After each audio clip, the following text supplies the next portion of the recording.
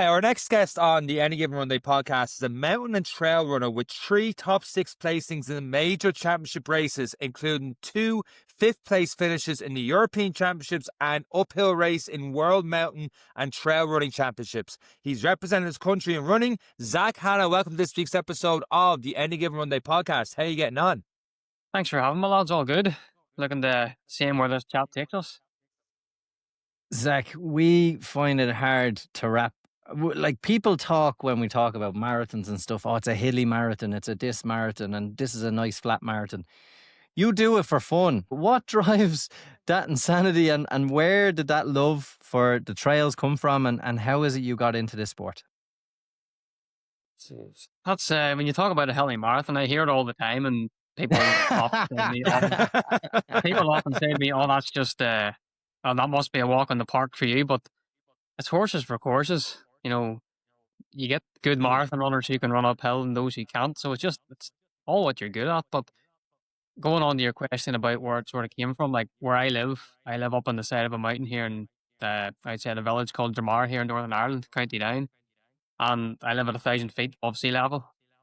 So it's you call that altitude for Ireland. Yeah, you're one of our local Kenyans, are you? Well, I wouldn't go that far now. Dirt roads. Well, some of the dirt roads are better looked after now, to be fair, but we'll not go that far.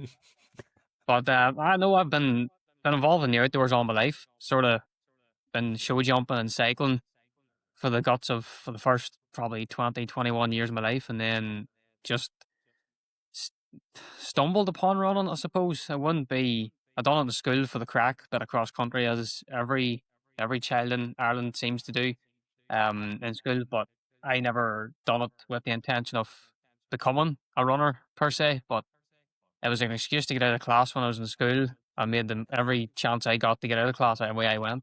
Had a few good placings in County Down and Ulster Schools Championships. This is like when I was 12, 13, 14.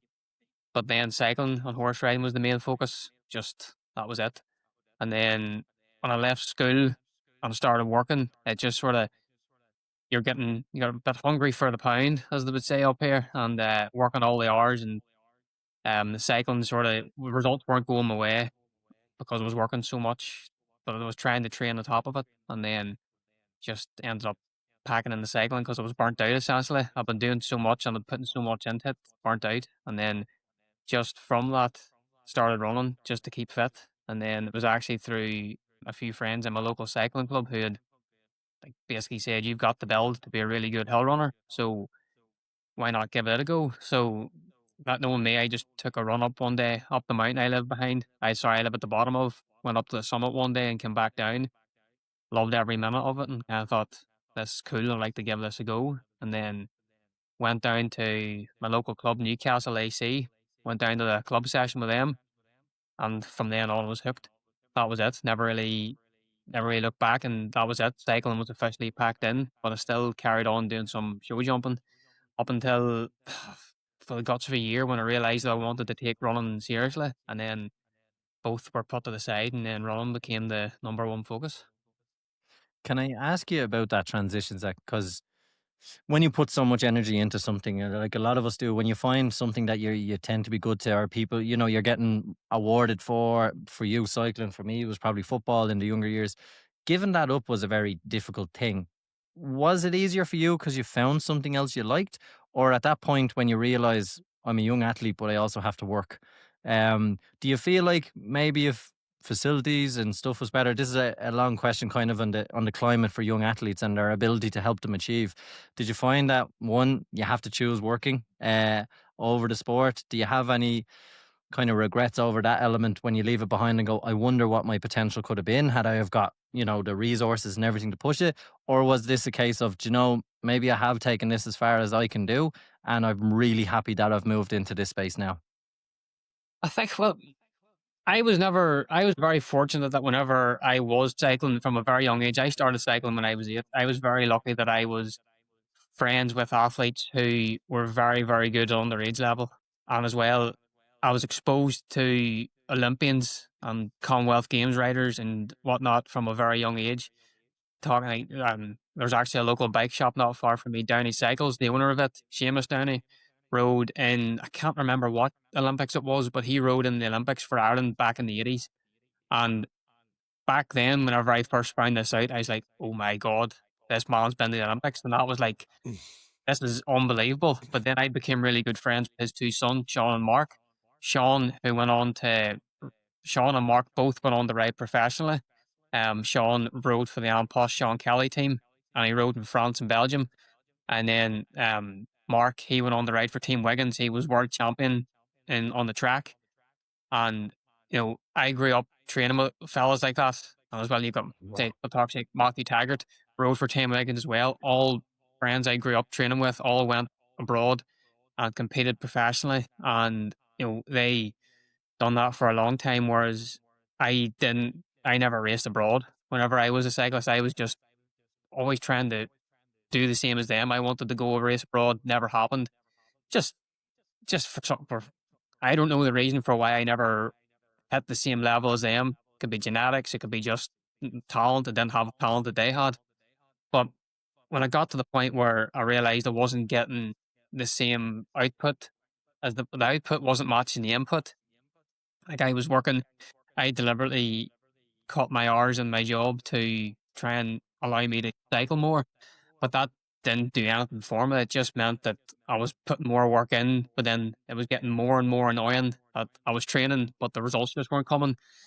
And I was very lucky that both my parents are very supportive in terms of whenever I decided, I just took this notion one day that the cycling just wasn't going well. And I can remember my local club every Christmas held a Christmas run. It's usually about a week or two before Christmas. And basically you have a short run and then a long run. The long run's usually all the racers getting ready for the summer. They go out and they hit it hard and everyone comes back busted.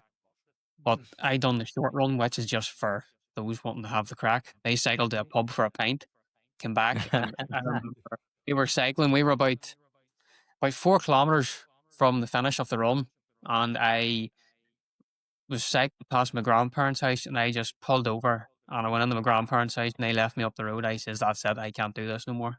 Never sat on the bike Oh. since. That was Christmas 2015, and then when I say I started running, I got the bug for running. Bought myself a pair of Innovate X Talons. That was my first ever pair of like fell running shoes, and that was it. That was me hooked. Cycling never even thought of it again. I've zero interest in getting back on a bike. I've never once in the 10 years I've been running tempted to get back on it. So that was really it. But there was no, I wouldn't say there was any like disadvantage to like facilities wise or anything for me because I was on a road cyclist. I was also started off as a mountain biker. Obviously, for the that was what you done when you were a kid. You went into the mountain biking Adrenaline. because How many I bones loved. can I break? Yeah. Thankfully, I've never actually broken any bones. Thankfully, but I did. Like as an underage mountain biker and then cyclocross as well. I had like numerous podiums at national level.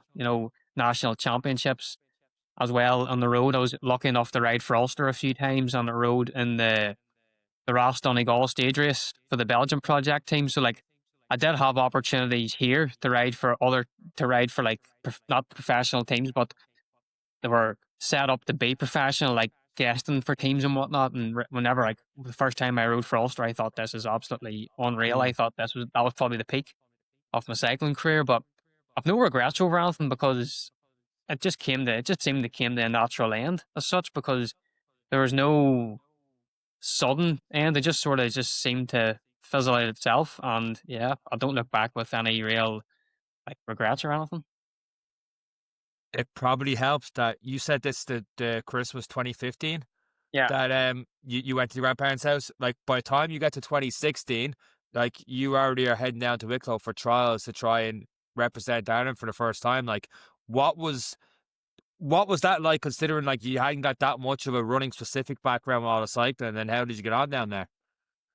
Well, it's sort of whenever I started running and I just started doing a bit more training. I wouldn't say training. I was going out for a run 3-4 days a week and I wasn't doing any specific sessions. It was basically running around where I live, very hilly, very mountainous. So obviously the hill, going uphill and coming downhill, I was just doing it all the time. Running on the flat just didn't appeal to me at that stage. But whenever I first got picked to run for Northern Ireland at the UK Inter-Counties, then got picked to run for Northern Ireland at Snowdon, the Snowden International. And then on the boat home, obviously we're on the boat home with the Irish team, got chatting to them. They said to me, "Oh, you should come down to Wicklow in what 2-3 weeks. There's a trial for the World Championships to go to Bulgaria. You should come down." And I'm like, "I dead on, World Championships. This isn't."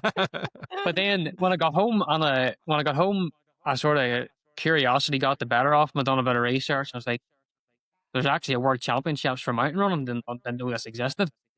So headed off down to Wicklow and lining up there, and like at this stage I didn't know these runners, but you're lining up with Brian McMahon, Ian Conroy, and these boys looked like professionals, and there's me just rolled up beside them. But I ended up winning the trial up to the top of Joyce. We won the trial, but I think I won it by like 90 seconds or something. But I can remember at the summit, Jerry Brady, the then Emira high performance manager, he was like, "Who are you? Where'd you come out?" Who the fuck is this guy? He's in the race. Because then I had emailed him like a week before asking, what's the story with the selection. I think he thought I was emailing asking to be selected, but that wasn't the case. That was me like, what do I have to do here?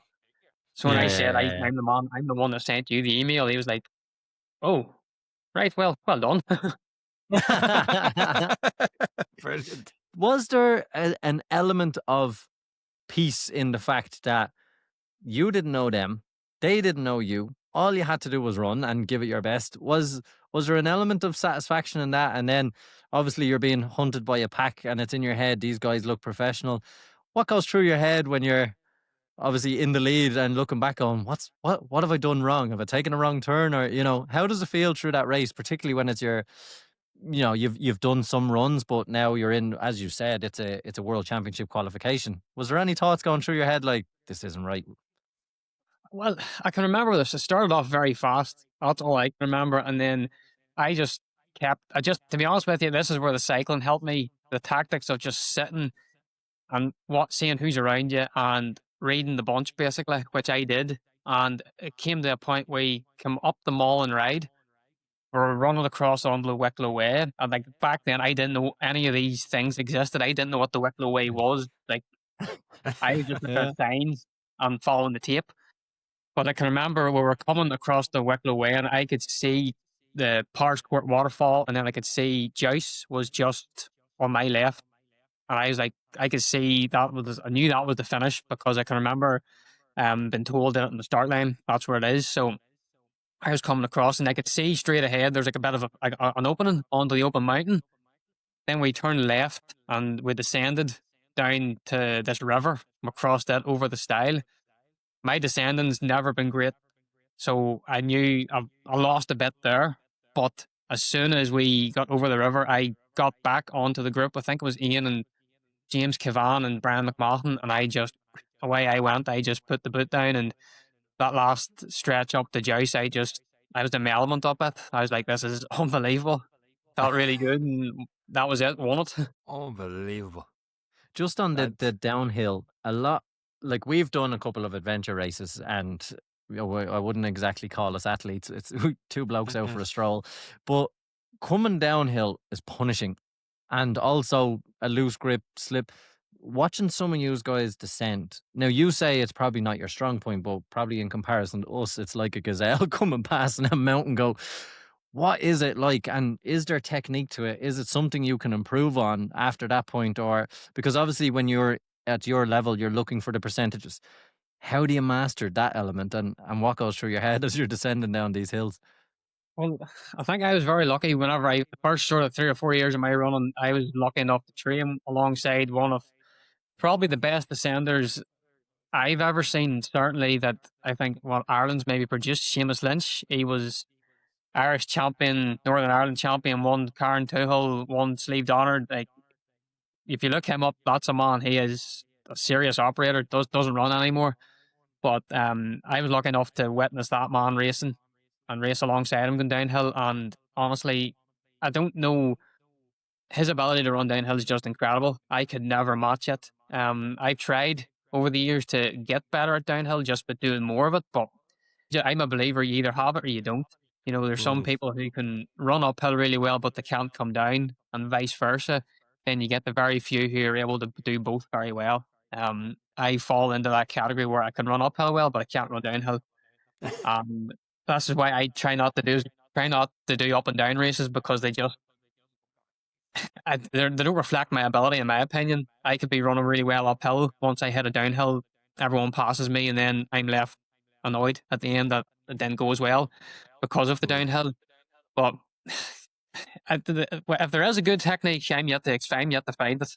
So if you know anyone who knows it, send them my way. But you've even, I saw one of your posts. I was looking at it there when you did Sleep Down and you just mentioned the Ireland's Always Run a couple of years ago. Like the middle paragraphs, like cross the line with less skin, more bruises, legs dripping blood, and ripping my favourite New Balance shorts yesterday. Bad fall in the lead coming through, and then you're like, thankfully I'm not soft. Had pizza and chips after.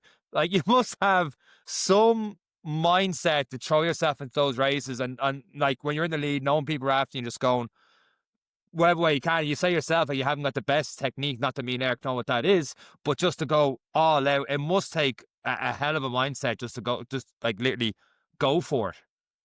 Well, you see, Sleep Donner locally is a big race for us up here, so it's kind of one where you go in and you can't go in half-hearted. You have to go all out. Yeah. So that particular year, I can remember it was a very, very good day weather-wise, but coming down, I had got a good gap on the uphill, and then on the way down, for me, coming down on that particular race, there's no marked path on the way down.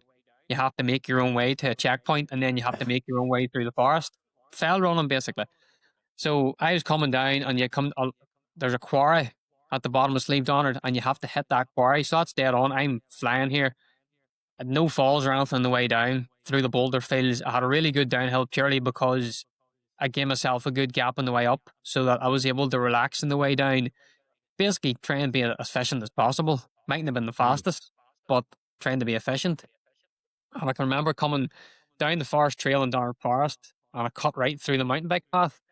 But for some reason, I picked up a lot of speed. I don't know what happened, but I jumped over the ditch onto the lower forest path, but overshot it.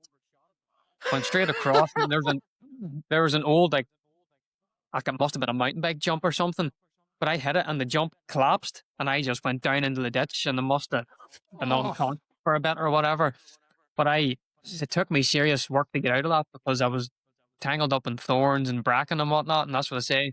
The blood in my knee that day and elbows was bad, and I ripped a good pair of shorts, so I limped the last probably 700-800 meters down to the finish, and because at that stage everyone's like, "Where's Zach?" Because they've been told Zach's well in the lead at this point. I'm like, "Oh."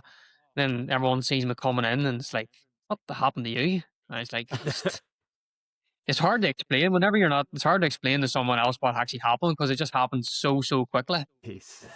It's one of those things that you just say, yeah, it was the descending that got me. I always said it was.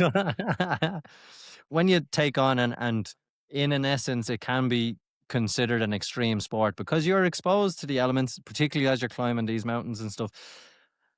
Well, we look at the new year, people are looking at the weather. We've had icy. A lot of us road runners are looking at treadmills going, sweet. How do you maintain the consistency through the winter when you take on the likes of trail runners? Because the IMRA races, they sound really appealing. And I'm asking from a person who's soft. All right. I like my warm weather. How like do your you pizza and maintain chips your... as well, though. I like me pizza and chips as well. I'm definitely not a climber. Good descender though, if I roll. But the maintaining the standard throughout the winter, particularly in Ireland, is that a challenge, particularly when you're looking at a world standard? Or is it something that you have to say, look, I'm going to have to travel to get in some good training ground? Or how do you manage training during the winter? Because the mountains, although not very big, can be very challenging through the winters here. To be honest with you, I think, as I say, it goes back to being brought up outside. You just get, right when you're out working with horses, you're riding the bike. It just sort of, you harden to it. It doesn't become as much of a deal. It doesn't become as much of a big deal now for me. But like personally, I love the process of training. I like going out training. Even if it's just an easy run or it's a session, you just go and get it done. That's my take on it. And like up here, like the last weekend, it snowed bad up at my house, so like I was sort of stuck where I couldn't go to I have a lake I train at 10 minutes away to do my session. So what I done was a few years ago, I actually bought a pair of crampons. I was actually meant to go to Scotland to visit a few friends over before Christmas. I bought a pair of crampons for that trip, but they never got used because the flight was cancelled because the snow was bad in Glasgow. So I put the crampons on in the snow, and away I went up Sleeve Crib, and I was able to do just an easy, like I done an hour of a good climbing hour, and even the next day and the day after when the roads were icy and still covered in snow, I was able to go out and I didn't lose any quality, didn't have to take a day off or anything. But I think the hardest part's when the Atlantic storms hit, like those storms that we've gotten Yeah, the recently have wind. they've been brutal. But like, for me, I'm very exposed up here. There's no forest, no shelter or anything, so I just have to go out and grin and bear it. Even if it's only getting 45 minutes, then it's better than doing nothing, in my opinion. So, I just do what I can. And like, luckily, apart from taking like a end of season break, I haven't missed a single day of running in like the last 5 or 6 years. But like that consistency is what I look for. If I can bring together consistency through the winter, gonna stand you good stead come spring and summer. That's the way I look at it. Zach, on some of those mountain runs, you have a great training partner with you. Yep. The old dog jog. How did you get him to go that much running with you? How did that happen? Ah, that was, when did I get her? I got her just after Christmas 2018. It was actually a friend of mine who runs. She and her husband were talking to me at a race one day, and she was talking about her dad has had an accidental litter of pups, and she was showing me pictures and whatnot. And then that was all right. A couple of other friends then came over and joined the conversation, and then it was all talk. Oh, Zach, one of them would do you for running, and I never thought they were joking. But the more I thought, like, I thought wouldn't be a bad idea. So I took off one day up the Larn, which is about an hour and a half away from me, and went up and seen this. Well, there's a whole pile of them running about the farm, just loose, and just seen this wee one. I was like, "Yep, you're coming with me." That was it. I brought her And home, and then, as I say, I brought her home, and she was a wee fat thing, like all puppies are. She had all the puppy fat on her, so I wasn't sure whether I had bought a wee chunky dog or had bought this whippet. But she turned out to be a thoroughbred of a dog. She's a collie, but I think she's got a bit of a Springer Spaniel or whippet on her, because she looks like a collie, but the build of her is very, very lean, leaner than what a normal collie would be. But probably the best £75 I ever spent.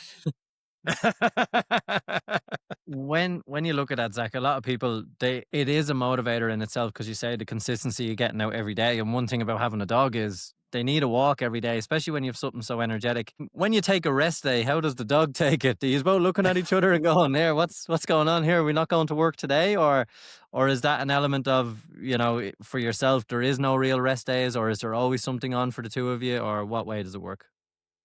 All my easy runs, I don't take. I go and say take rest days. Like if I done a session today, ran this evening, so tomorrow will be an easy day, which I would count as a rest day. It's just an easy hour tomorrow, so that's a rest day. But she comes in all my easy runs, so like for talk's sake, if I run 100 mile a week, she'll be doing probably 55, 60. Wow. And It loving is. every minute, looking back, waiting on you. Oh, the thing is, whenever if I come in to the back door and I'm putting the shoes on, she's leaning against the door. She's like, "Come on, let's go." And then when I hit the card and see the minute, she knows my watch, the tone my watch makes when I hit the button. Even if I'm doing an easy run and doing strides after, she knows what the lap button sounds like. So once she hears that lap button go, she takes off sprinting, like as if she's doing strides too. And here's the watch stop. She knows to stop and all. Like, so she's not controlled by my voice, as the watch controls her essentially. But I love running with her, because like the place, like I've been all over the moors with her, and even running the road, she's great with cars. I haven't had a lead.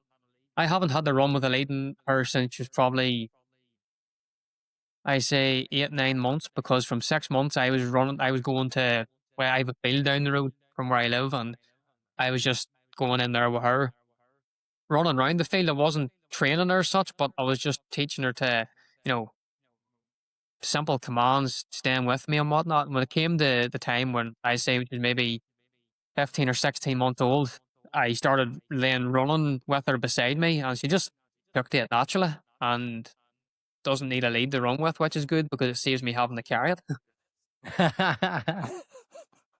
Absolutely brilliant. I could talk about your dog all day, and just seeing that video of you and the dog just keep looking back at the big smile, the tongue wagging is just, oh man, I don't think I've ever been as jealous of someone running through mountains before as I was seeing those Instagram videos of you doing that. Absolutely But brilliant. some of the places, like some of the places I go to in the mornings are like they're only a 10-minute drive for me, but she knows all the paths, she knows all the wee shortcuts through the trees and all. Like she's brilliant. She's 7 years old now, so she's getting on a bit, but she still gets on like she's 2. Getting back to your trainer, you're talking about different places you run. You have ran, like Eric mentioned Kenya earlier, but you have done training events out in Kenya, or gone out training stuff out there. You're in Italy for a couple of months as well. Where, apart from Ireland and a home, is your favorite place to go for runs? Oh, how long's a piece of string? That's a that's a Well, was that's a there very ever a difficult. place that humbled you, Zach? Was there ever a place that you went to on a training camp and went, "Oh, I'm after getting spanked here"? You know, was there anything that you put manners on you altitude wise, or something that you're like, "I won't forget this one"? Oh, Kenya. I think Kenya humbles any runner because you're 2,500 meters. That's it. You're there for the month, and everything's just harder there because you're jogging easy and your heart rate's maybe that bit higher because of the altitude, and you have to dial back your paces. Like if you're running, if you run 5 minute miling at home at sea level, you're not going to run that at altitude because if you're not used to it, it's just going to destroy you. But I think when I think because I've been lucky enough to train all over the world, essentially train and race, very hard to pinpoint one place. Very, Mm. very hard. But if I was to give you a few, it'd have to be Font Remo in the Pyrenees in France. Absolutely love there. Where else has been good? Italy in general. I go anywhere in Italy is very, very good to train because it's just I love Italy. Italy's just a Mm. class country because the culture over there for mountain running is just second to none, and the mountains are just so, so, so good. But then again, it's hard. It's hard to beat here at home for training because it's just home. That's my take on it. I'm jumping ahead now because your ton of accomplishments, including 6th in the World Mountain Running Association World Cup. But I do want to talk about Thailand just to give people perspective of what we're talking about when it comes to hill running and what you did. The World Championships, 5th you came, absolutely phenomenal. It is an 8.5 kilometer race, but there's over 1,000 meters of elevation Yeah. over 8 kilometers, and that is just something like what is it over Dublin Marathon, Eric? Got 300 meters over 42. Like 300 less, it's yeah, about 300. I could, yeah. So you 3 times the elevation over 1/5 of the distance. Like it's just something that I can't wrap my head around to go bombing it up that hill as mountain as much as you can. What was that experience like in Thailand? And the heat as well. I heard it was like 30 plus degrees on top of everything else. Oh, Thailand was an incredible trip because it was cancelled the year before because of COVID. So we were out there in 2022, but they still had all the signs from 2021 up. So you thought you'd gone back in time when you landed out there because everything was all 2021. But no, even like it was just surreal being there because it actually happened. Like when it was first cancelled, there was whole talk it mightn't go ahead in 2022. So when it did, when we got the all clear to go, that was it.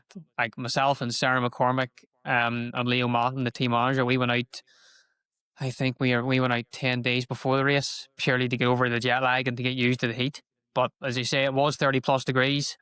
It never really dropped below that. Even at night time, it was 25, 26. So like, there's no need for rain jackets. There's no need for anything. Like the suitcase I had a 23-kilo suitcase, and I think it weighed 13 kilo because there's hardly any gear in it.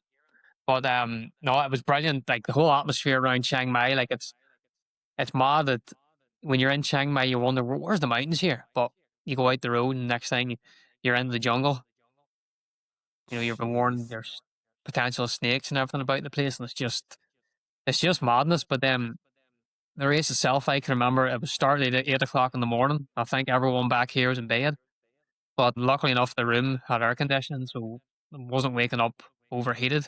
But thankfully, Sarah McCormick, she had brought an ice vest with her, so we packed it with ice. I made my porridge, got the ice vest on, absolutely Oh shaking like a wow. leaf because it's so cold with the air conditioning. But to be honest with you, it was the best thing we did because when I stepped outside and felt the heat, That May it was mad. But to be honest with you, I've been coming off the back of a good season, so confidence was high of a good result.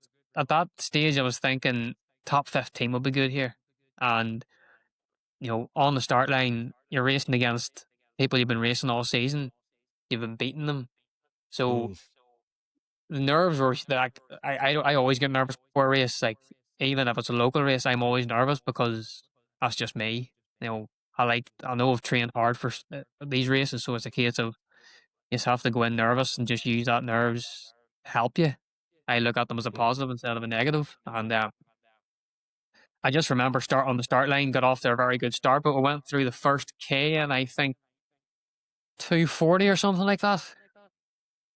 And like people say hill runners can't run fast, but I was neck and neck. There's Italy, Kenya, and America and Canada were trying to put the boot down early on, but it ended up I was at the front with two Italians, two Kenyans, and two Americans. The Canadian blew out, but for some reason, next thing, all I knew is about 2K in. I happened to look around, and the group was just disintegrated. It was just us. Just fell apart.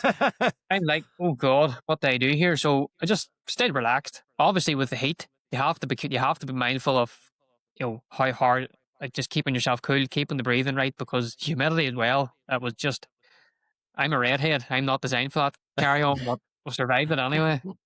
And were you Um, doing that when you were running at 240? yeah, the first K was at 240 if I remember right. And then you went, Jesus, that's a lot of you went strength. straight up. You're up in the jungle, up onto the climb. But we were coming up. We got to about, I say, the last K and a half. But we came up through the trees, and we had this very sharp descent, very flat, very fast. So it wasn't technical. So I was fine that way.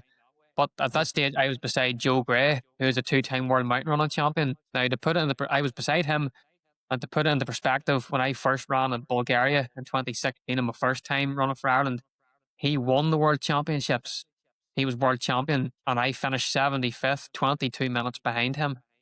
Wow. And Wow. I'm running alongside him, and I don't normally look at the watch when I'm racing, but at this stage I looked to see how far I had to go. I think I had less than 2K, but we came out at the final aid station. I took a water, I poured it over me, didn't even drink it because the adrenaline was that much. I just had to throw it over myself. And the final climb was horrendous because at this stage, everything's just burning. The adrenaline's starting to kick in. But then I could see he was suffering.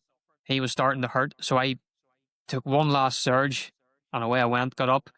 And you come into this small Thai village. Like, I mean, it's like something you would see on TV, like Richard Attenborough would be commentating at it. Like, but it was, you came in and next thing there's flags everywhere. All the school children are out. All the locals are out cheering, batting their pawns and whatnot. Like, it's a surreal feeling to be up there. And next thing I seen coming down the street, I could see we had to turn left onto the red carpet. And I seen Leo, and I could see just as I came over the hill, about 10 seconds ahead of me.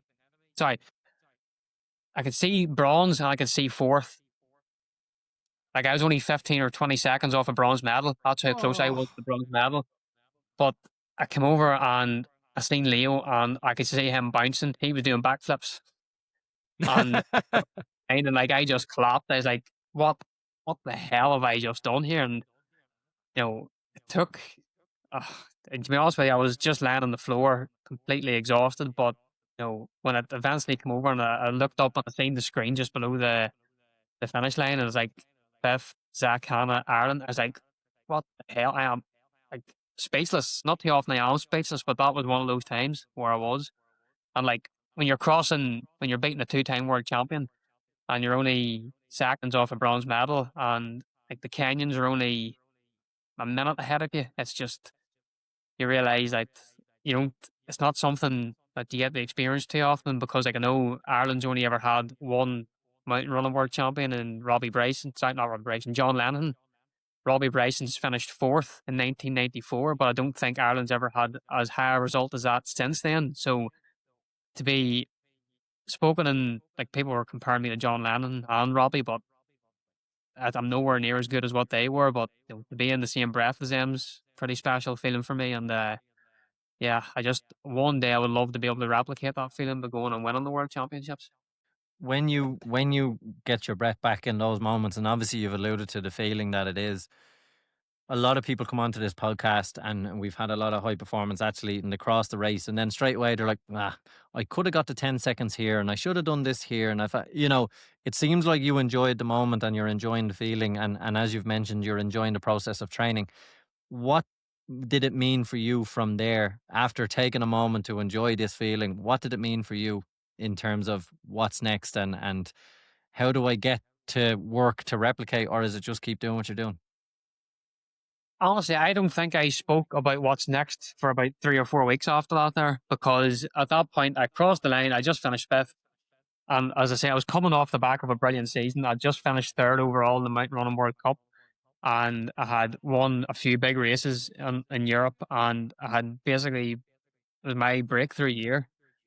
And like I was there, Sarah McCormick, she was racing in the up and down race, and Paddy O'Leary, he was doing the 80K. So once everything, well, I wouldn't say it settled down. Once I got my breath back and I was able to go over it and get my drop bag and whatnot, and everyone's congratulating you. Local TV's doing interviews with you and whatnot. And you know, you have all broadcasters and journalists are coming over to talk to you. It's kind of like you just have to enjoy it, because moments like that don't come around too often. And when you're sitting here and being able to say, I'm the fifth best mountain runner, uphill mountain runner in the world at this point, and at that stage, my world ranking was fifth. So my place in the world championships matched my world ranking. So I'm walking around able to say that. And, even now, whenever I look back at that, look at pictures and look at videos, I just think that was someday, because it just really made me realize, right, I've definitely made the right decision 10 years ago to go all in on this. And like, when I say go all in, I quit my job in 2021 and moved out to Italy to chase the dream, essentially. And I went out there, had a couple of brilliant results out there, but then obviously homesickness got the better of me. Came back home. I just made the base here and just put the head down, got the work done, and there's no real secret to it. Just train, enjoy it, and whenever you get the chance to go and run on the world championships, and when you get a result like that, you enjoy it. And the good thing was, me and a few friends who run on the British team, we all stayed out for 2 weeks extra as our holiday. So Ah, yes. Brilliant. we all got to share the off season together, which was great, because none of us had any intention of racing or anything. So everyone was like maybe doing an easy jog every day, 30, 40 minutes, doing a bit of cycling around, going and exploring, and just enjoying it. Like, because I think everyone that had good races in Thailand, so we all just wanted to enjoy it and say, like, Thailand's not one of these countries you get to go to every year, so made the most of the local cuisine and just really, really had a good time. That's what it's all about at the end of the day. Yeah, we have a video here of you partying. We're gonna. No, I'm only joking. I will. I just, I just wanted to see your face. Well, they had it at the closing ceremony. They did have a DJ on, and I did steal her ear set and all the stuff, but it was great crap. But to be honest with you, that high I was on from that day lasted about a month. And rightly Brilliant. so, and so it should, Yeah. and that's what we're happy to see, because we think probably athletes they're too quick to move on to the next thing, and because your career can be quite short or it can be quite long. You just don't know. You're only as good as your last one. So to enjoy it in that way with people you've raced with and against, probably a fantastic way to end a perfect season. When you then look at obviously moving away, coming home, you're doing training camps and obviously training in Ireland in, let's call, some harsh conditions. You've managed to be fifth and ranked fifth in the world. It says a lot about what we can do here at home, and the standard of Irish mountain runners that are coming out, because you're training and racing here and around the world. But there's a lot to be said for people who are, because iron sharpens iron, people who you were training with and that you've mentioned, pushing you, and as a collective, Irish mountain running getting better. Yeah, well, you only have to look at the cross country runners at Eurocross this year. You only have to look at the Yeah. success they're having. Look at the track runners and all and whatnot, and look at even the standards of the marathon. Irish athletics as a whole is on the up, and it brilliant to see. But I think like you have to go. Ireland is a great place to train, but in terms of like they've got the indoor track down in Abbottstown. Up here, we don't have that, unfortunately. But like you just have to make do with what you have. You know, I always think like you look go out to Kenya. They've got the altitude, they've got the dirt road, they'd have a track, obviously. The only thing Ireland is lacking is altitude and the weather, basically. Because if you had the same weather that Kenya got and you had the altitude, this place would be unbelievable to train in. I don't know if we get the altitude, but one of the things you are doing is you're tracking your numbers a lot in terms of your breathing on the treadmill. I've seen a few videos where you have the Damascus stuff on. When you're doing your training, because you talk about 100-mile weeks and stuff and hitting the mountains, and like you said there a second ago when you were talking about Thailand that you're not mountain runners aren't considered fast runners, but like you have a 10K of 31:15, which to me and Eric is pretty damn fast. So how does the numbers? What are you looking at to translate to easy run, hard run, or is it just you're up in the mountains trying to accumulate miles? How does your training work?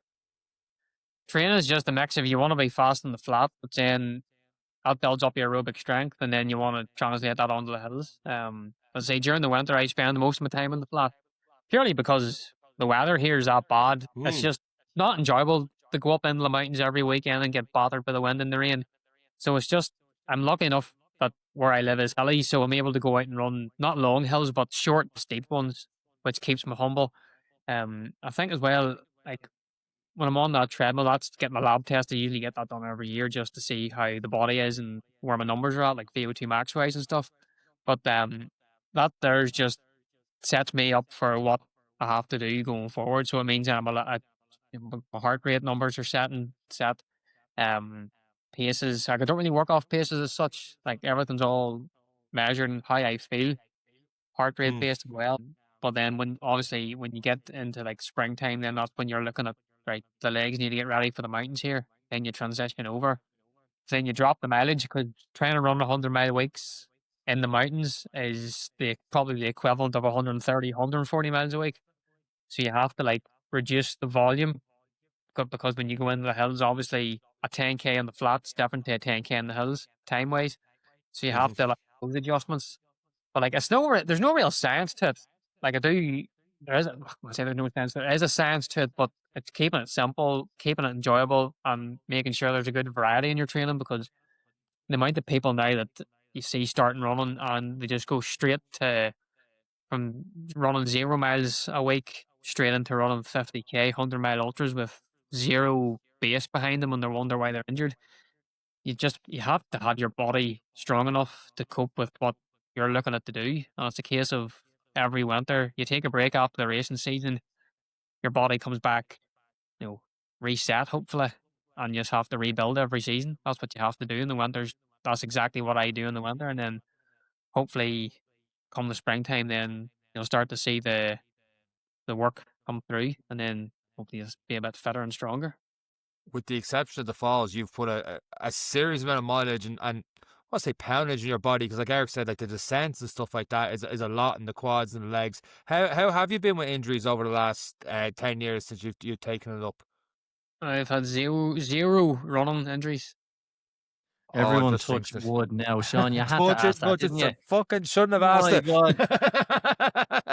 No, I've been nothing. I think Man. the last time I had to take considerable time off running was I think in 2016 I crashed my cousin's motorbike up the side of my house and that 2 weeks off for a dead leg. That'll do. Let's call that one, and then the curse is gone. We'll take that. It's absolutely amazing. And then when you look now, and again, we're not talking about plans, but we're coming out of the off season into the spring. What does it look like for you when you move into this next phase, and what's on the horizon for you? Well, my next race is actually the Raheny 5 miler. I'm gonna go and do it. I like to do a few road races over the winter and spring, just purely something different. I don't, I like road. Yeah.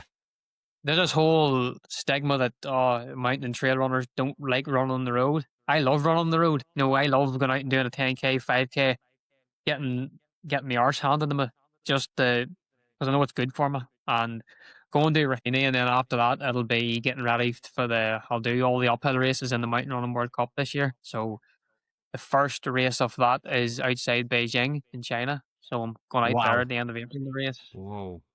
and then hopefully get out to California and whatnot over the summer. So as I say, it's exciting. I'm looking like I love this time of year, planning all my racing and all, because then it gives you something to look forward to whenever it comes like April time. Hopefully, get out the Irish European trials on the 22nd of March. So we'll go down to it.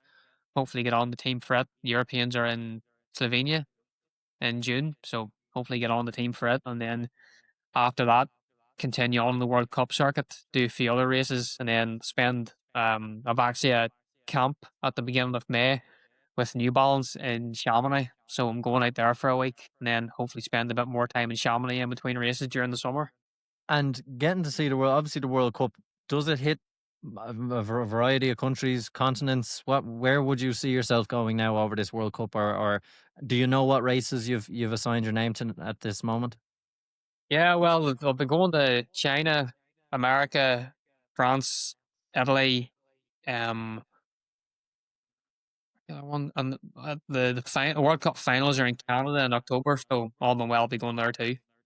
Is it exciting? I suppose I travel a lot. Sometimes the travel can get boring. Are you still finding it exciting to arrive in Beijing and go, I'm about to do a World Cup race. This is cool.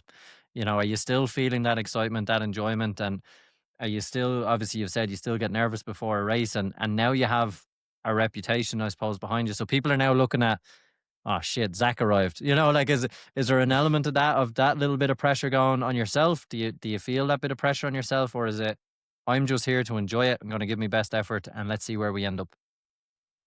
Look, you know what? See this the athlete lifestyle. I love it. See this traveling and going all over the world to race. It's just since I was very young. Like even when I was show jumping, I wanted to be a professional show jumper. Then I wanted to be a professional cyclist. But now that I'm a professional runner, it's like everything you're living the dream essentially, and being able to do this, like I don't take it for granted ever, because as you said earlier on the podcast, an athlete's career is very, very short, and it's just, you hear about athletes retiring, and I hate reading, like whenever you hear articles about someone's been interviewed because they've retired, I hate reading articles about that, because like some stage that's going to come to me, and it's kind of like I don't want it to end, because it's given me so much, and as well, not very many people get to be a professional athlete. So I count myself very lucky in that sense. But it's a case of take every opportunity I have, or sorry, that I'm given,